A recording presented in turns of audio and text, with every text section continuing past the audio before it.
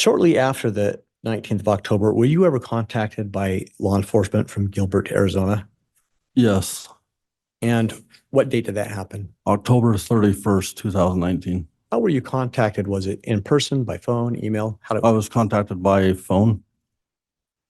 And what did you learn from that contact?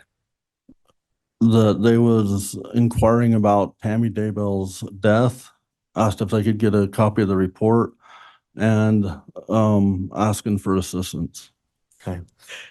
Do you recall, did they say anything else about Tammy Daybell's death and the reason for their request for the report? Judge calls for hearsay. Yes, sustain. After the phone call, what did you decide to do in regard to Tammy Daybell's death? I sent him a copy of the report. And what about you personally? Did you take any steps to look at the case? Yes, I reviewed the report, and then later on ended up getting her medical records. Okay. Well, we'll pause here. So Gilbert, Arizona contacted you about Tammy Daybell's death. Yes. Did they request any other assistance or help with anything else? Yes, they asked to Judge, locate. objection calls for hearsay. Judge, a request isn't offered for the truth. Overruled. You can answer. They asked if we could help locate a 2018 gray Jeep Wrangler with Texas plates. Did you get any information as to why you were seeking to locate that? They believed that it was in Fremont County. Did they tell you why they wanted to find the Jeep? It was involved in an attempted shooting. Did they give any names in terms of that were in connection with that shooting? Yes, Alex Cox, Lori Vallow, and they believe they had ties to Chad Daybell. Did the name Charles Vallow ever come up I don't recall for sure. at that time? You At don't that recall? time. Okay. So they asked you to look for a Jeep. What did you do next? Drove out they gave me the address of 202 North, 1900 East. It's in Fremont County. So I drove out to that residence. Did you determine who lived there? Chad Daybell. Did you find the Jeep? No, Do you recall what date it was that you drove out there? October 31st, 2019. What did you do after you determined that the Jeep wasn't there? I notified Gilbert that we couldn't locate the Jeep there, and if they needed more assistance to let us know. And did you in fact get more assistance from them? Yes, the next day, November 1st, I received an email asking me to check a couple more addresses. And did you do that? One was a P.O. box in Sugar City, so I knew it was a post office, so I did not go there. But the next one was 565 Pioneer Road in Rexburg, and yes, we did go there. And what did you find there?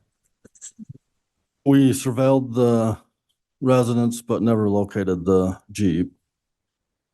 When you say surveilled, can you explain that a little bit more to the jury?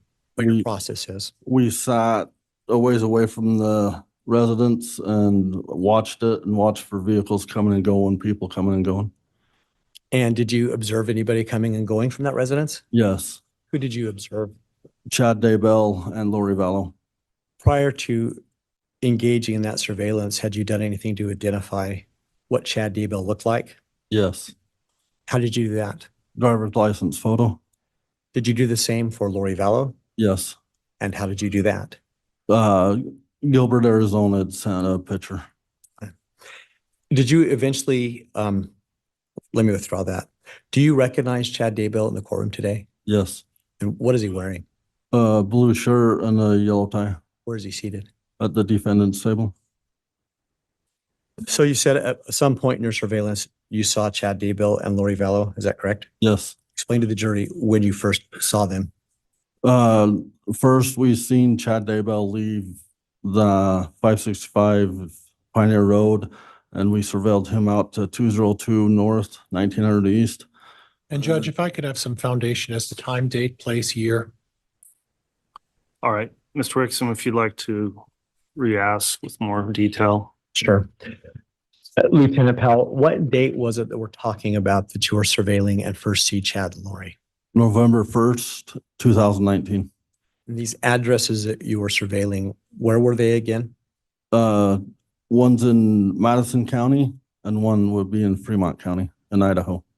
And which address was it that you first saw Chad and Lori at?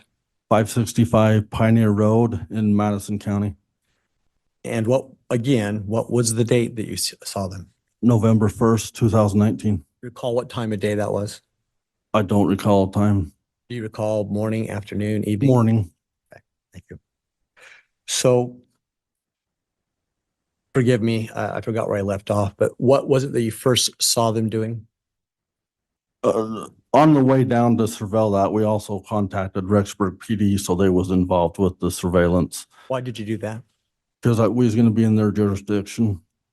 Is that normal for law enforcement, Yes, just to touch base with each other? yes, Did they come and assist at all? yes, they did.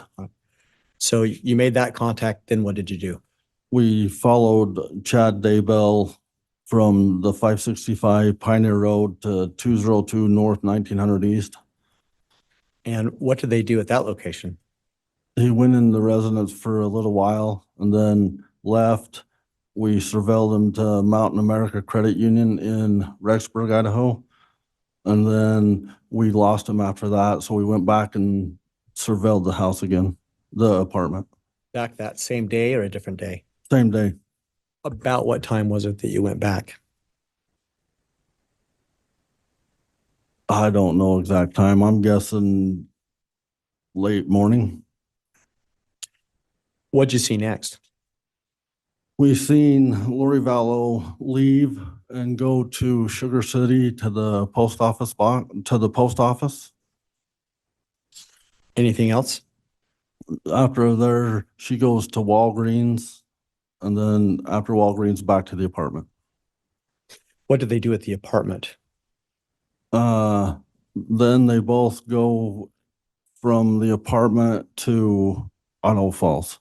We surveil them to Mountain America or the Mountain Credit Union in Idaho Falls, and then the Hobby Lobby, and then the Cafe Rio. Excuse me. What did you observe them doing, if anything, at Hobby Lobby? Holding hands as they is walking in the store. And let me ask, did you take any photographs of that? I did not. Did any other law enforcement take photographs of that? Yes, Do you recall who it was? I don't recall. Did you later see the photographs?